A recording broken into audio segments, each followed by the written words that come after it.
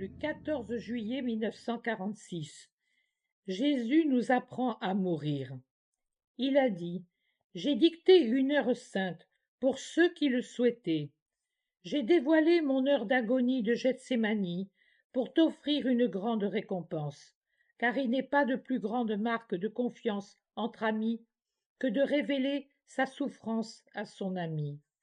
La plus grande preuve d'amour ne sont ni les sourires, ni les baisers, mais la révélation à son ami de ses larmes et de sa douleur. Toi, mon ami, tu les as connus quand tu te trouvais à Gethsémani. Tu es maintenant sur la croix et tu éprouves des douleurs de mort. Prends appui sur ton Seigneur pendant qu'il te laisse une heure de préparation à la mort. Mon Père, s'il est possible que cette coupe passe loin de moi. Cette phrase ne fait pas partie des 7 paroles de la croix. Néanmoins, c'est déjà une parole de la Passion. C'est le premier acte de la Passion qui commence. C'est la nécessaire préparation aux autres phases de l'Holocauste. C'est une invocation à celui qui donne la vie. Elle est résignation, humilité, elle est prière où s'entremêlent la volonté de l'âme et la fragilité de la créature qui répugne à la mort, en un mouvement où la chair s'anoblit et l'âme se perfectionne. Père, c'est l'heure à laquelle le monde s'éloigne des sens et de la pensée, tandis que s'approche, telle une météore qui tombe, la pensée de l'autre vie, de l'inconnu, du jugement. Et l'homme, qui reste toujours un bébé, même s'il est centenaire, tel un enfant apeuré, demeuré seul, cherche le sein de Dieu. Mari, femme, frère, enfant, ami, ils représentaient tout aussi longtemps que la mort reste une idée cachée sous des brumes lointaines. Mais maintenant que la mort écarte son voile et s'avance, voilà que, par un retournement de situation, ce sont les parents, les enfants, les amis, les frères, le mari, la femme dont les traits s'estompent, ainsi que leurs valeurs affectives, puis s'obscurcissent à l'approche imminente de la mort.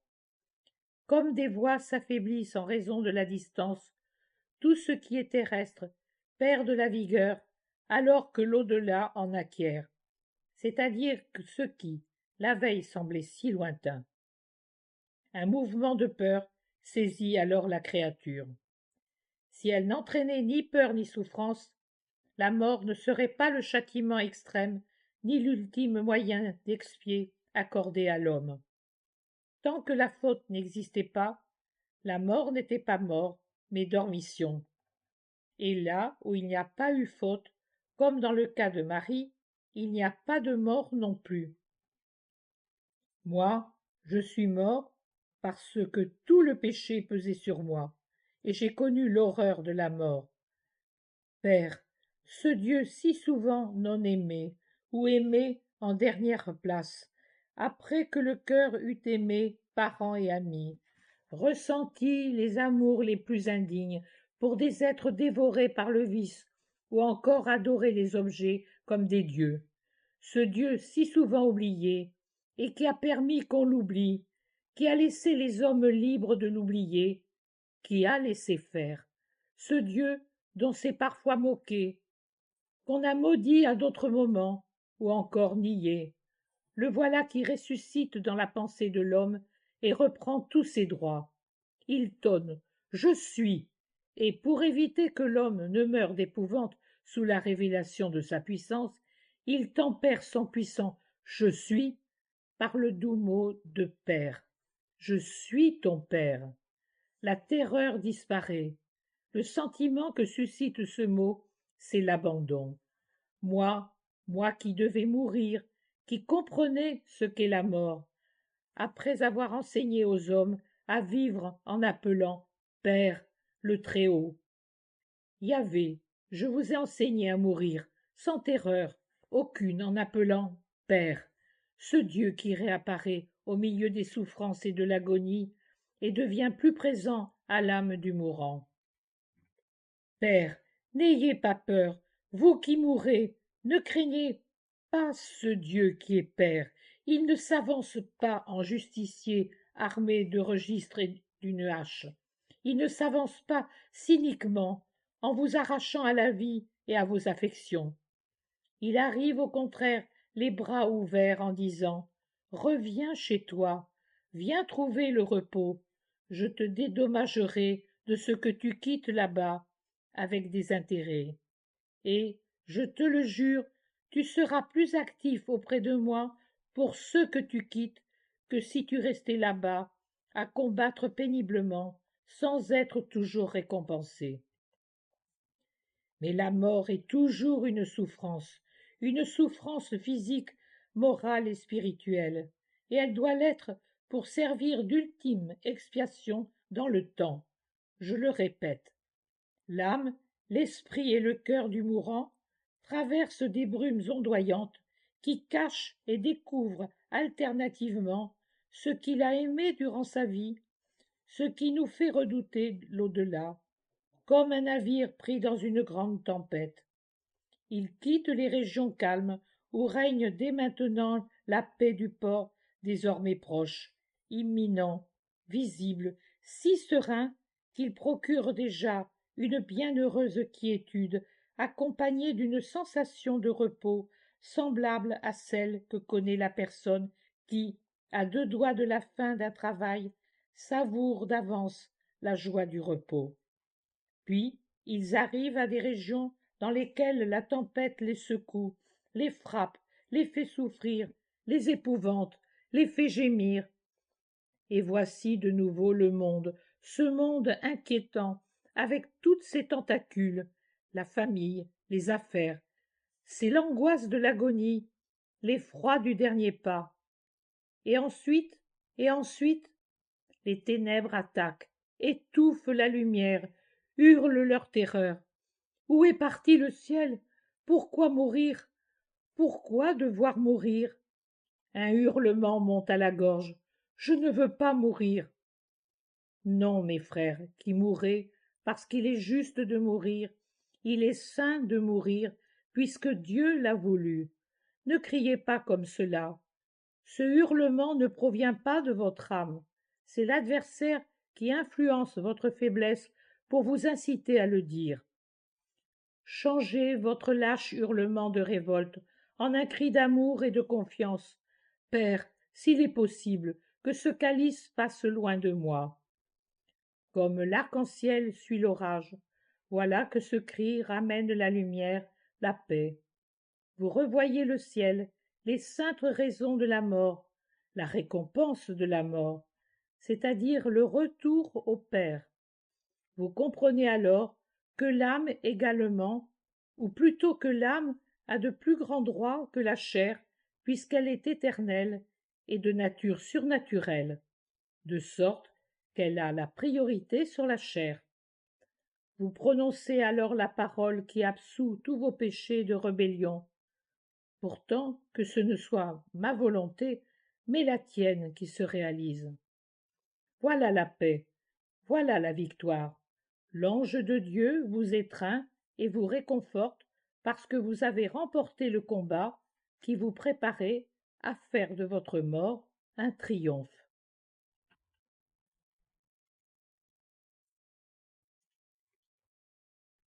Père, pardonne-leur. Le moment est venu de vous dépouiller de tout ce qui vous entrave pour voler vers Dieu en toute assurance.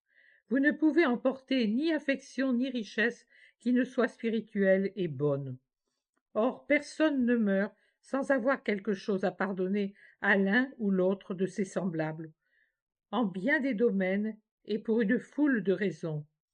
Quel est l'homme qui arrive à la mort sans avoir connu l'amertume d'une trahison, de la désaffection, d'un mensonge, l'usure ou quelque préjudice causé par des parents, des époux, des amis? Eh bien, l'heure est venue de pardonner pour être pardonné.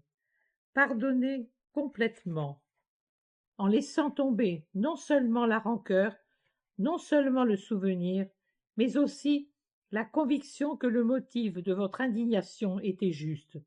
C'est l'heure de la mort. Le temps, le monde, les affaires, les affections prennent fin, se réduisent à rien. Il n'y a plus qu'une seule vérité, Dieu. À quoi sert-il donc d'emporter au-delà du seuil ce qui appartient au monde d'ici-bas? Pardonner. Et puisqu'il est bien difficile, trop difficile pour l'homme de parvenir à la perfection de l'amour et du pardon, qui consiste à ne même plus prétendre. Pourtant, c'est moi qui avais raison. La tâche de pardonner à notre place revient au Père. Il faut lui remettre notre pardon, à lui qui n'est pas homme, qui est parfait, qui est bon, qui est Père, afin qu'il le purifie par son feu et l'accorde, une fois devenu parfait, à ceux qui ont besoin d'être pardonnés. Pardonner aux vivants comme aux morts, oui, même aux morts qui ont été cause de souffrance. Leur mort a effacé en grande partie le ressentiment causé par les offenses, parfois même complètement.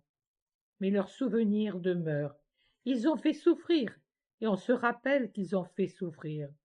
Ce souvenir limite toujours notre pardon. Non, plus maintenant. Désormais la mort va abolir toute limite à l'âme.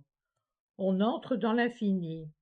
Il s'ensuit qu'il faut effacer jusqu'à ce souvenir qui restreint notre pardon. Pardonner, pardonner pour que l'âme n'ait plus à porter le poids et les tourments des souvenirs et puisse être en paix avec tous ses frères vivants ou souffrants, avant de rencontrer le Pacifique. Père, pardonne-leur. Sainte humilité, doux amour du pardon donné, qui sous-entend le pardon demandé à Dieu pour les fautes contre lui et contre le prochain de celui qui demande pardon pour ses frères. Acte d'amour. Mourir dans un acte d'amour, c'est obtenir l'indulgence de l'amour. Bienheureux ceux qui savent pardonner en expiation de toute leur dureté de cœur et de leurs fautes de colère. Voici ton fils. Voici ton fils. Abandonnez tout ce qui vous est cher dans une intention prévoyante et sainte. Abandonnez vos affections et abandonnez-vous vous-même à Dieu sans résistance. N'envions pas ceux qui possèdent ce que nous laissons. Par cette phrase, vous pouvez confier à Dieu tout ce qui vous tient à cœur et que vous quittez, comme aussi tout ce qui vous angoisse, et jusqu'à votre âme. Rappelez-vous que le Père est un Père. Remettez entre ses mains votre âme qui revient à sa source. Dites, me voilà, je suis ici, prends-moi avec toi, parce que je me donne. Je ne m'abandonne pas contraint et forcé, mais parce que je t'aime comme un fils qui revient vers son père. Ajoutez, voici ma famille, je te la confie. Voici mes affaires, ces affaires qui m'ont parfois rendu injuste, envieux de mon prochain, et qui m'ont fait oublier parce qu'elles me paraissaient d'une importance capitale. Elles l'étaient, certes, mais moins que je ne le pensais, pour le bien-être des miens, pour mon honneur ou pour l'estime qu'elles m'attiraient. J'ai même cru être le seul capable de veiller sur elles. Je me suis cru indispensable à leur bonne marche. Mais je me rends compte maintenant. Je n'étais qu'un instrument infime dans le parfait organisme de ta providence, et bien souvent un instrument imparfait qui gênait le travail de ce parfait organisme. Maintenant que les lumières et les rumeurs du monde cessent et que tout s'éloigne, je vois, je sens combien mes actions étaient insuffisantes, mesquines, incomplètes, comme elles étaient en désaccord avec le bien. Je me prenais pour quelqu'un d'important. Dans ta providence, tu étais prévoyant et saint, de sorte que tu corrigeais mes actes et les rendais encore plus utiles. J'ai fait preuve de présomption. Il m'est même arrivé de dire que tu ne m'aimais pas, parce que je ne réussissais pas ce que je voulais faire, comme les autres que j'enviais. Je m'en rends compte maintenant. Pitié pour moi. Humble abandon, pensée reconnaissante pour la providence en réparation de votre présomption, de vos avidités, de vos envies, de vos substitutions de Dieu par de pauvres objets humains et de vos gloutonneries de richesses diverses. Souviens-toi de moi. Vous avez accepté la coupe de la mort, vous avez pardonné, vous avez abandonné ce qui vous appartenait, jusqu'à vous-même. Vous avez mortifié votre moi humain et considérablement libéré votre âme de ce qui déplaît à Dieu, l'esprit de rébellion, l'esprit de rancœur, l'esprit d'avidité. Vous avez abandonné au Seigneur votre vie, votre justice et votre propriété, votre pauvre vie, votre bien pauvre justice, votre 3 fois pauvre propriété humaine. Tel de nouveau Job, vous voilà mourant et nu devant le Seigneur. C'est alors que vous pouvez implorer « Souviens-toi de moi ». Vous n'êtes plus rien, vous n'avez plus ni santé, ni fierté, ni richesse. Vous ne vous possédez même plus vous-même. Vous êtes une chenille qui peut devenir papillon ou pourrir dans la prison de votre corps par quelque ultime blessure de l'âme. Vous êtes de la boue qui redevient boue, ou bien de la boue qui se transforme en étoile, selon que vous préférez descendre dans le cloaque de l'adversaire ou vous élevez dans le tourbillon de Dieu. C'est la dernière heure qui décide de la vie éternelle. Gardez cela à l'esprit et criez « Souviens-toi de moi ». Dieu attend ce cri du pauvre Job pour le combler de bien dans son royaume. Il est doux pour un père de pardonner, d'intervenir, de consoler. Il n'attend que ce cri pour vous assurer « Je suis avec toi, mon enfant, n'aie pas peur ». Dites donc cette phrase pour réparer toutes les fois où vous avez oublié le Père et où vous avez été orgueilleux. Mon Dieu, pourquoi m'as-tu abandonné? Vous avez parfois l'impression que le Père vous abandonne, mais il s'est seulement caché pour augmenter votre expiation et vous pardonner plus largement. L'homme peut-il s'en plaindre et s'en irriter, lui qui a délaissé Dieu un nombre incalculable de fois? Doit-il désespérer parce que Dieu le met à l'épreuve? Vous avez fait entrer tant de choses dans votre cœur qui ne sont pas Dieu. Vous êtes si souvent resté inerte devant lui. Vous l'avez repoussé et chassé par tant de choses. Vous avez rempli votre cœur de tout. Vous l'avez ensuite mis sous les fers et bien verrouillé par peur qu'en entrant, Dieu puisse troubler votre paresseuse tranquillité et purifier son temple en chassant les usurpateurs. Tant que vous étiez heureux, que vous importait de posséder Dieu? Vous disiez « J'ai déjà tout, car je l'ai mérité ». Et lorsque vous n'étiez pas heureux, n'avez-vous pas fui Dieu en faisant de lui la cause de tous vos malheurs? Ah, mes enfants injustes, qui buvez le poison, qui entrez dans les labyrinthes, qui vous jetez dans les précipices, dans les trous de serpents et les tanières des fauves, et qui dites ensuite « C'est Dieu le coupable ». Si Dieu n'était Père et Père saint, qui devrait répondre à vos lamentations des heures pénibles quand vous l'oubliez pendant les moments de bonheur? Ah, mes enfants injustes, chargés de fautes, qui prétendraient être traités comme le Fils de Dieu n'a pas été traité à l'heure de l'Holocauste, dites-moi, qui fut le plus délaissé? N'est-ce pas le Christ, l'innocent, celui qui, pour sauver, a accepté l'abandon absolu de Dieu après l'avoir toujours aimé activement? Or, vous ne portez-vous pas le nom de chrétien? Par conséquent, N'avez-vous pas le devoir de vous sauver au moins vous-même? Dans l'indolence trouble de celui qui se complaît en soi et craint d'être dérangé en accueillant l'actif, il n'y a pas de salut. Alors, imitez le Christ et lancez ce cri au moment de la plus grande angoisse. Mais faites en sorte qu'il soit connoté de mansuétude et d'humilité, sans aucun ton de blasphème et de reproche.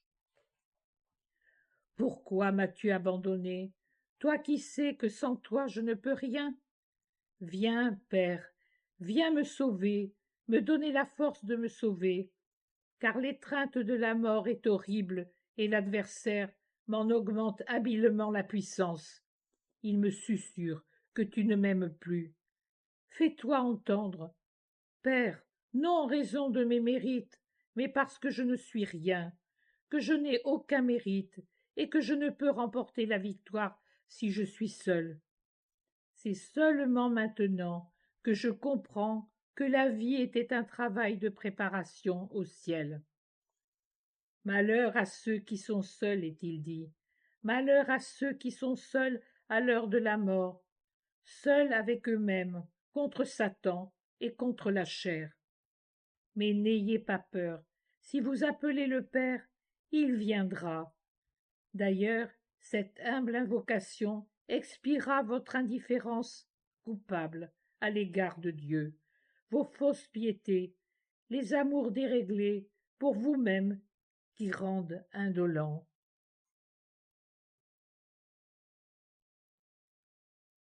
J'ai soif. Oui, vraiment. Une fois qu'on a compris la véritable valeur de la vie éternelle par rapport au faux métal de la vie sur terre, une fois qu'on a accepté la purification par la souffrance et la mort comme une sainte obéissance, une fois qu'on a grandi en sagesse et en grâce auprès de Dieu, en quelques heures, en quelques minutes, parfois plus qu'en de nombreuses années sur la terre, il vient une foi profonde d'eau céleste, de réalité céleste. Les luxures dues à toutes les soifs humaines sont vaincues. Vient alors la soif surnaturelle de posséder Dieu, la soif de l'amour. L'âme aspire à boire l'amour et à en être bue, telle une eau de pluie tombée sur le sol qui refuse de se transformer en boue, mais désire redevenir nuage. L'âme a soif de monter là d'où elle vient. Ses murailles charnelles étant presque brisées, la prisonnière sent souffler les brises de son lieu d'origine et y aspire de tout son être. Quel pèlerin exténué qui voit, après des années, son village natal s'approcher, ne rassemble pas ses forces pour avancer d'un pas ferme et rapide, sans se soucier d'autre chose que d'arriver à l'endroit d'où il est un jour parti, mais avec la certitude de le retrouver et de mieux en profiter, maintenant qu'il a fait l'expérience des pauvres biens insatisfaisants qu'il a trouvés sur sa terre d'exil. J'ai soif, soif de toi, mon Dieu, soif de te posséder, soif de te donner, car, à la limite de la terre et du ciel, nous comprenons déjà l'amour du prochain comme il doit l'être, et un désir de tout mettre en œuvre pour apporter Dieu aux proches que nous quittons, né en nous. C'est la sainte activité des saints qui, comme des grains morts, deviennent épis, se répandent avec amour pour donner de l'amour et faire aimer Dieu par ceux qui luttent encore sur terre. J'ai soif. Une fois l'âme parvenue au seuil de la vie, il n'y a plus qu'une seule eau qui désaltère, l'eau vive, Dieu lui-même. L'amour vrai, Dieu lui-même, l'amour opposé à l'égoïsme. L'égoïsme est mort avant la chair chez les justes, et l'amour y règne. Or, l'amour crie, j'ai soif de toi et des âmes. Sauver, aimer, mourir pour être libre d'aimer et de sauver, mourir pour naître, abandonner pour posséder, refuser toutes les douceurs, tout confort, car tout est vanité ici-bas, et l'âme désire seulement se plonger dans le fleuve, dans l'océan de la divinité, y boire, être en elle, sans plus aucune soif, puisque la source de l'eau de la vie l'aura accueillie. Avoir cette soif pour réparer les manques d'amour et la luxure. Tout est accompli. Toutes les renonciations, toutes les souffrances, toutes les épreuves, les combats, les victoires, les offrandes, tout, la seule chose qui compte désormais, c'est de se présenter devant Dieu. Le temps accordé à la créature pour devenir un Dieu et à Satan pour le tenter est achevé. La douleur cesse alors, de même que l'épreuve et les combats. Seul reste le jugement, l'amoureuse purification, ou bien la demeure immédiate et bienheureuse du ciel. Mais pour ce qui est de la terre et de la volonté humaine, c'en est fini. Tout est accompli. C'est la parole qui exprime la complète résignation ou la joyeuse reconnaissance d'en avoir fini avec l'épreuve et d'avoir consommé l'Holocauste. Je ne tiens pas compte de ceux qui meurent en état de péché mortel. Ceux-là ne disent pas « tout est accompli », mais ce sont l'ange des ténèbres victorieux et l'ange gardien vaincu qui le disent, avec pour l'un un hurlement de victoire, pour l'autre des larmes de douleur. Je m'adresse aux pécheurs repentis, aux bons chrétiens et aux héros de la vertu. Ceux-ci, toujours plus vivants spirituellement, au fur et à mesure que la mort emporte leur chair, murmurent ou crient avec résignation ou joie. Tout est consommé. Le sacrifice a pris fin. Accepte-le en signe d'expiation. Prends-le en offrande d'amour. Voilà ce que disent les âmes en guise d'avant-dernière parole, selon qu'ils subissent la mort conformément à la loi commune, ou que, en âme victime, ils l'offrent en sacrifice volontaire. Mais les uns comme les autres, désormais parvenus à la délivrance de la matière, déposent leur âme sur le sein de Dieu en disant « Père, entre tes mains, je remets mon esprit. » Maria, sais-tu ce que signifie expirer avec au cœur cette élévation devenue vivante? C'est expirer sous le baiser de Dieu. On peut se préparer à la mort de bien des façons, mais sois sûr que, dans sa simplicité, celle-ci, basée sur mes paroles, est la plus sainte. Jésus m'a fait cette dictée à 12 heures. Lorsque ma vision des premières heures de la matinée terminée, je croyais avoir fini d'écrire. Je m'étais donc mise à coudre avec effort, mais poussée par la nécessité pour préparer des linges dont la maison avait besoin. J'ai jeté au loin dés et aiguilles et repris la plume. Mais dans l'état grave où je suis, j'ai reçu cette préparation à la mort comme un don des plus précieux.